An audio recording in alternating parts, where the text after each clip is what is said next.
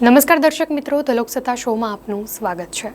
નાણામંત્રી નિર્મલા સીતારમણે દેશનું સામાન્ય બજેટ રજૂ કરી દીધું છે। નાણામંત્રીએ સવારે 11 વાગ્યે બજેટ રજૂ કરવાની પ્રક્રિયા શરૂ કરતાની સાથે જ વિપક્ષી સભ્યોએ ભારે હોબાળો મચાવ્યો। જો કે લોકસભાના અધ્યક્ષ ઓમ બિરલાએ વિપક્ષને કડક સંદેશ આપ્યો કે આ ગૃહની પરંપરા રહી નથી। આ બજેટમાં ખેડૂતોથી લઈને મહિલા કલ્યાણ સુધીની યોજનાઓની જાહેરાતો કરાઈ છે। નાણામંત્રીએ ગૃહમાં લગભગ 74 મિનિટ સુધી બજેટ ભાષણ આપ્યું હતું। ત્યારબાદ વડાપ્રધાન નરેન્દ્ર મોદી પોતે ઊભા થયા અને નાણામંત્રીના ટેબલ પર પહોંચ્યા અને સારા બજેટ માટે તેમને અભિનંદન આપ્યા। પીએમ મોદીએ એમ પણ કહ્યું કે બધા તમારા વખાણ કરી રહ્યા છે કારણ કે બજેટ ખૂબ સારું છે।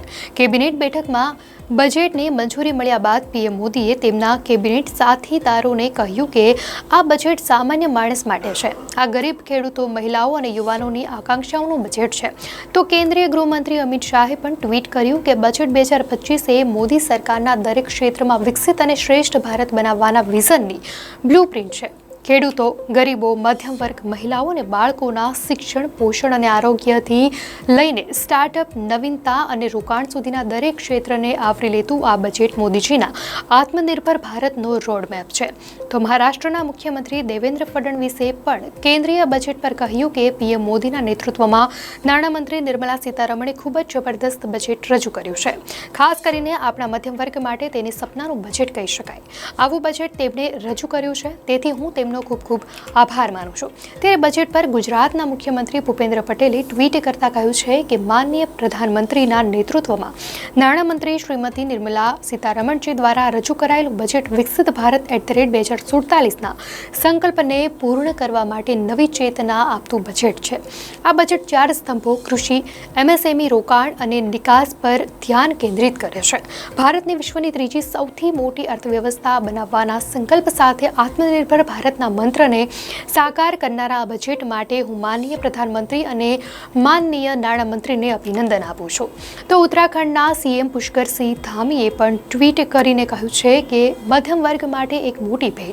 આદરણીય પ્રધાનમંત્રી નરેન્દ્ર મોદીના દૂરંદેશી અને મજબૂત નેતૃત્વ હેઠળ કેન્દ્રીય બજેટ 2025-26 હેઠળ મધ્યમ વર્ગને મોટી રાહત આપીને 12 લાખ રૂપિયાની આવકને કરમુક્ત કરવાનો મહત્વપૂર્ણ નિર્ણય લેવાયો છે।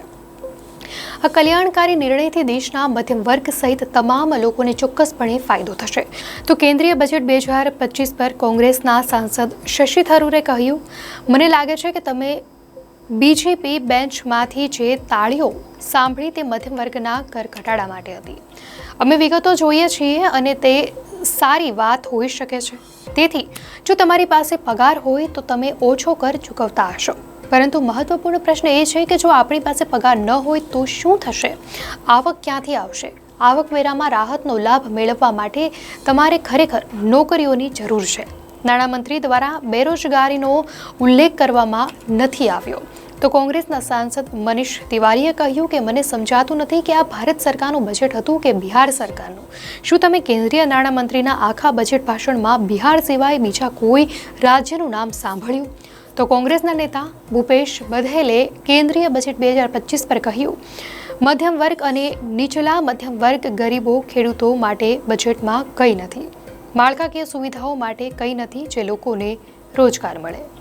તો દર્શક મિત્રો, આ તો હતા નેતાઓના નિવેદનો, પરંતુ આપની આ પ્રત્યે શું પ્રતિક્રિયા છે? ચોક્કસથી જણાવશો।